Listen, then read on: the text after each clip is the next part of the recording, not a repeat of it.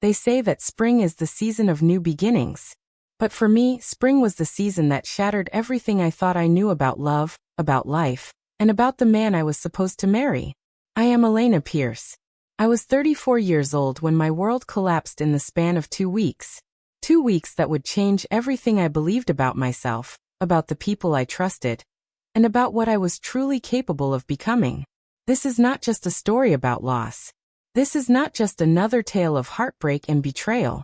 This is the story of how I took the most devastating pain of my life and transformed it into something so powerful that the man who destroyed me now has to witness my success every single day. But let me start at the beginning, because every ending needs its proper beginning. I met Mark when I was 29. He was everything I thought I wanted in a partner. Successful, charming, confident in that way that made me feel safe and protected. He had this ability to make me feel like I was the only woman in the room, like I was special, chosen, worthy of his attention. We dated for 3 years before he proposed. 3 years of what I thought was building something beautiful together. 3 years of shared dreams, late-night conversations about our future, about the family we would create, about growing old together. The proposal was perfect. He took me to the same restaurant where we had our first date, got down on one knee right there in front of everyone, and asked me to be his wife with tears in his eyes. I said yes without hesitation because I could not imagine my life without him. We set the date for spring, April 23rd, to be exact. I had my dress picked out, the venue booked, the flowers ordered. Everything was falling into place like pieces of a perfect puzzle. But life has a way of testing us when we least expect it. In January, I discovered I was pregnant. We were not trying to conceive. We had talked about children, of course, but our plan was to wait until after the wedding, to have a year or two as just husband and wife before expanding our family. But when I saw those 2 pink lines on the pregnancy test, my heart filled with a joy I had never experienced before. I was terrified to tell Mark. Not because I thought he would be angry, but because I was afraid he might think I had planned this, that I was trying to trap him or rush him into something he was not ready for. When I finally worked up the courage to show him the test, his reaction was better than I could have hoped for. He swept me up in his arms, spun me around the kitchen, and whispered in my ear that this was the best surprise he had ever gotten. "We are going to be parents," he said, his voice filled with wonder. "Our baby is going to be born in the fall. A little autumn baby." We spent the next few weeks planning and dreaming. We talked about names, about nursery colors, about whether the baby would have my eyes or his smile. Mark became protective in the sweetest way, constantly asking how I was feeling, making sure I was taking my prenatal vitamins, researching the best doctors in the area. For 6 beautiful weeks, we were not just a couple planning a wedding. We were a family preparing for our future. But at my 8-week appointment, the world stopped. I will never forget the look on the ultrasound technician's face. The way she went quiet, the way she excused herself to get the doctor. The way the doctor came in with that practiced expression of gentle sympathy that I would later learn was reserved for delivering the worst possible news. "I am so sorry," she said, and those 4 words shattered everything. "There is no heartbeat." The baby stopped developing around 6 weeks. A missed miscarriage, she called it. My body had not even realized yet that the pregnancy was no longer viable. I was still experiencing all the symptoms, still feeling pregnant, still carrying hope in my heart while my baby had already been gone for 2 weeks. The next few days were a blur of medical procedures and physical pain. But the emotional devastation was so much worse than anything my body was going through. I felt like I was drowning in grief, suffocating under the weight of a loss I could not even properly explain to people. Mark was supportive at first. He held me while I cried. He took time off work to be with me during the medical procedures. He told me that everything would be okay, that we would try again when I was ready. But as days turned into weeks, something changed. I could not stop crying. Every commercial with a baby, every pregnant woman I saw at the grocery store, every baby shower invitation that arrived in the mail sent me into a spiral of grief that felt endless and overwhelming. I found myself unable to focus on our wedding planning, unable to pretend that everything was normal when nothing felt normal anymore. Mark started to get impatient. "You need to move on," he said one evening when he found me crying in the nursery we had started to plan. This is not healthy, Elena. You are obsessing over something that was never really real. Never really real. Those words cut deeper than any physical pain I had experienced during the miscarriage. How could he say that about our baby? About the life we had created together?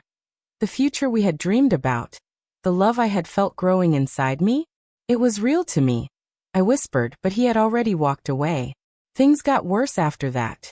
Mark started working late more often, finding excuses to avoid coming home to my grief. When he was home, he would get frustrated with my tears, with my need to talk about what we had lost, with my inability to just bounce back and pretend everything was fine. You are being too emotional, he said during one particularly awful fight.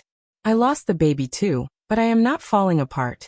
I am trying to be strong for both of us, but you are not meeting me halfway. Too emotional. As if grief had a proper timeline. As if there was a right way to process the loss of a child. As if my tears were somehow a character flaw, rather than a natural response to devastating loss. I started to doubt myself. Maybe I was being too emotional. Maybe I was being selfish, wallowing in my pain instead of thinking about how this was affecting him too. Maybe I needed to be stronger, to pull myself together, to focus on our future instead of mourning what we had lost. But every time I tried to push down my grief, it came back stronger. Every time I pretended to be okay for his sake, the pain built up inside me until it felt like it might explode. The final blow came on a Tuesday morning in March. I woke up to find an envelope on the kitchen counter. My name was written on it in Mark's handwriting, but he was nowhere to be found. His side of the bed was cold, his clothes were gone from the closet, and his car was not in the driveway. With shaking hands, I opened the envelope. Inside was my engagement ring and a note that said simply, "I just cannot do this anymore. I am sorry." That was it. No explanation. No conversation. No chance to fight for our relationship, or try to work through our problems together. Just a ring and a note, and the devastating realization that the man I had loved, the man I had trusted with my heart and my future, had abandoned me in my darkest hour. I collapsed on the kitchen floor, and sobbed until I had no tears left. The pain was so intense it felt physical, like someone had reached into my chest and ripped out my heart. I had lost my baby, my fiancé, my future, and my sense of self all in the span of a few months. For weeks, I barely functioned. I called in sick to work, ignored calls from friends and family, and spent most of my time in bed staring at the ceiling and wondering how I was supposed to rebuild a life that felt completely destroyed. But slowly, very slowly, something began to shift inside me. The grief was still there, would always be there. But alongside it, anger began to grow. Anger at Mark for abandoning me. Anger at a healthcare system that had provided so little support during my loss. Anger at a world that seemed to dismiss women's pain as too emotional, or not that serious. I started to research. I learned that miscarriage affects 1 in 4 pregnancies, but it is rarely talked about openly. I discovered that many women suffer in silence, feeling isolated and alone in their grief because society treats pregnancy loss as something private, something shameful, something that should be gotten over quickly and quietly. I found online support groups where women shared their stories, their pain, their frustration with medical professionals who dismissed their concerns or offered platitudes instead of real support. I read about women who had been told they were too emotional for wanting to grieve their losses, who had been made to feel like their pain was not valid or important. And I realized that my pain was not just personal. It was systemic. It was the result of a culture that does not value women's reproductive health, that does not provide adequate support for maternal grief, that expects women to suffer in silence and bounce back quickly from devastating losses. That realization became the spark that ignited my purpose. I decided to go back to school. At 34, I enrolled in a graduate program in women's health and reproductive medicine. It was terrifying to start over, to sit in classrooms with people 10 years younger than me, to struggle with coursework while still processing my own trauma. But for the first time since my miscarriage, I felt like I had direction. I felt like my pain might actually serve a purpose. My classmates and professors were incredibly supportive. Many of them had their own stories of loss, their own experiences with inadequate healthcare, their own motivation for entering the field. I found a community of women who understood that emotional responses to reproductive trauma were not weaknesses to be overcome, but strengths to be channeled into advocacy and change. I threw myself into my studies with an intensity that surprised even me. I learned about the latest research in reproductive health, about innovative treatment approaches, about the importance of comprehensive care that addresses not just physical symptoms, but emotional and psychological needs as well. During my second year, I started developing a business plan for a women's health clinic that would provide the kind of holistic, compassionate care I had wished for during my own loss. I researched funding options, applied for grants, and began networking with other healthcare professionals who shared my vision. It was during this process that I learned Mark was engaged again. To a woman named Sarah, someone he had met at work just 3 months after he left me. They were planning a fall wedding, almost exactly 2 years after the date that was supposed to be ours. The news stung, but not in the way I expected. I was not devastated by the thought of him moving on. I was angry that he had been able to move on so easily, that my grief had been such a burden to him while his own recovery had been so swift and uncomplicated. But I used that anger as fuel. I worked even harder on my business plan, spent even more time studying, pushed myself even further toward my goal of opening a clinic that would provide the kind of support I had needed and never received. 2 years after that devastating spring, I graduated with honors and secured enough funding to open my clinic. I found the perfect location, hired an amazing team of healthcare professionals, and began the process of turning my vision into reality. The location I chose was not accidental. It was in Mark's neighborhood, just 3 blocks from the house where we had lived together, where I had planned our wedding, where I had grieved our baby alone. I did not choose it out of spite, exactly. It was simply the best location available, in a part of town that needed more women's healthcare options, with the right kind of space and the right kind of foot traffic. But I would be lying if I said it did not feel satisfying to put down roots in the place where he had abandoned me. I named the clinic The Haven, because I wanted it to be exactly that. A safe harbor for women navigating the stormy waters of reproductive health challenges. A place where their emotions would be validated, where their pain would be taken seriously, where they would never be told they were too emotional, or that their grief was not real. The grand opening was incredible. Local news stations covered the story, highlighting our innovative approach to women's health and our commitment to providing comprehensive care. The mayor cut the ribbon. Healthcare professionals from across the region came to tour our facilities. And Mark was there, standing across the street with a look of shock and something that might have been pride or regret on his face. Our eyes met for just a moment. I did not smile or wave or acknowledge him in any way. I simply turned back to the cameras and continued with my interviews, talking about the importance of supporting women through reproductive health challenges and the need for more compassionate, comprehensive care. Within the first month, we were booked solid. Women came from all over the region seeking the kind of care we provided. We offered not just medical treatment, but counseling, support groups, educational workshops, and resources for partners and families.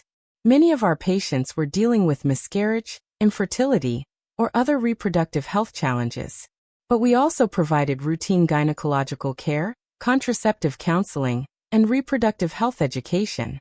We became known as the place where women could come to be heard, to be believed, to be cared for with dignity and respect. 3 months after we opened, a woman named Sarah made an appointment for a fertility consultation. Sarah Turner, Mark's new wife.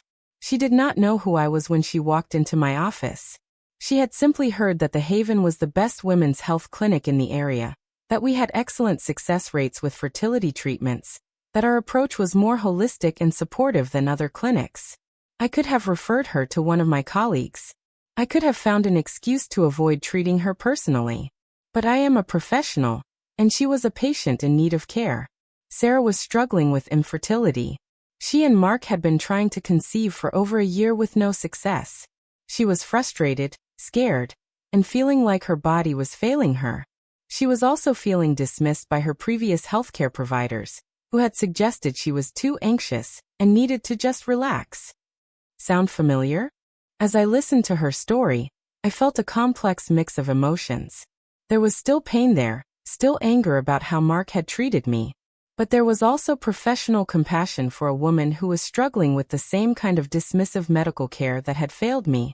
I provided Sarah with comprehensive fertility testing, a thorough evaluation of her reproductive health, and a treatment plan that addressed both her physical and emotional needs. I connected her with our counseling services and support groups. I made sure she felt heard and validated every step of the way. During one of our appointments, she mentioned that her husband had been in a previous relationship with someone who had experienced pregnancy loss. He does not like to talk about it, she said. I think it was really hard for him. He said she became really emotional and could not handle the stress. I guess some people just are not strong enough to deal with that kind of loss. I kept my expression neutral and professional, but inside I was seething. Mark had rewritten our history, painting me as the weak one who could not handle stress, rather than acknowledging his own inability to support me through grief. Pregnancy loss can be very difficult for everyone involved, I said carefully. Different people process grief in different ways, and it is important to have supportive partners and healthcare providers during such challenging times. Sarah nodded, but I could see she had absorbed Mark's narrative about emotional weakness and strength. Over the following months, I treated Sarah with the same level of care and professionalism I provided to all my patients. We adjusted her treatment plan, provided additional support, and eventually, she became pregnant. The irony was not lost on me. The woman who had married the man who abandoned me during my pregnancy loss was now receiving the kind of comprehensive, compassionate care that might have made a difference in my own journey. But that is the thing about being a healthcare provider. You provide care to everyone who needs it, regardless of your personal history with them. You put your professional ethics above your personal feelings. You choose healing over revenge, every single time. Sarah's pregnancy progressed normally, and she delivered a healthy baby girl. She sent me a thank you card with a photo of her daughter, expressing gratitude for the care she had received at the Haven. She also left us a glowing review online, recommending our clinic to other women struggling with fertility issues. She began referring her friends to us. She started following our social media pages and sharing our posts about women's health advocacy. In the 2 years since the Haven opened, we have helped over 1,200 women. We have provided fertility treatments, pregnancy loss support, routine gynecological care, and comprehensive reproductive health education. We have become a resource not just for medical treatment, but for advocacy and policy change. I have been invited to speak at medical conferences about our innovative approach to women's health. I have testified before state legislative committees about the need for better support for pregnancy loss. I have been featured in national magazines as an example of how personal trauma can be transformed into professional purpose. And Mark has had to watch all of this unfold in his own neighborhood. He walks past our clinic every day on his way to work. He sees our billboard on his morning commute. He hears people in his social circle talking about the Haven, about the incredible work we are doing, about the woman who founded it after her own devastating loss. He knows that his wife depends on the clinic I built. He knows that the woman he called too emotional channeled those emotions into something that has helped over 1,000 women. He knows that the grief he could not handle became the foundation for a legacy that will outlast anything he will ever accomplish. I do not need him to apologize anymore. I do not need him to acknowledge what he did to me or take responsibility for how he handled my grief. I do not need his validation or his regret. Because I have something much more powerful than an apology. I have proof that my emotions were not too much. I have evidence that my grief was not weakness. I have built something meaningful from the ashes of what he destroyed. Every day, women come to the Haven and tell me their stories. Stories of loss, of dismissal, of being told they are too emotional or too sensitive or too demanding. Stories of healthcare providers who do not listen, partners who do not understand, systems that fail them when they need support most. And every day, I get to look these women in the eye and tell them that their emotions are valid, that their grief is real, that their pain deserves to be heard and treated with compassion and respect. The clinic has become more than just a healthcare facility. It has become a symbol of what is possible when women refuse to accept dismissal and inadequate care. It has become a testament to the power of transforming pain into purpose, of turning personal trauma into professional mission. I lost a baby in the spring of 2019. I lost a fiancé who was supposed to love me through the hardest moments of my life. I lost my faith in the man I trusted most, and I lost my sense of security in the world. But I found something else. I found my voice. I found my purpose. I found the strength to build something meaningful from the pieces of my broken heart. The Haven is more than just my clinic. It is my legacy. It is proof that the woman Mark called too emotional was actually exactly emotional enough to change the world for women like me. And every morning, when Mark walks past my billboard on his way to work, he is reminded that the biggest mistake of his life was not staying to fight for our relationship. It was underestimating what I was capable of when I decided to fight for myself. There is nothing more powerful than a woman who has been broken and decided to rebuild herself into something unbreakable. There is nothing more dangerous than a woman who has been told she is too much and decides to become everything she was always meant to be. I am Elena Pierce. I am the founder of The Haven. I am the woman who turned her worst heartbreak into her greatest triumph. And I am just getting started. If this story inspired you, please subscribe to our channel for more stories of resilience, transformation, and women who refuse to let their pain define them. Your support helps us share these powerful narratives that remind us all what we are capable of when we choose to rise above our circumstances.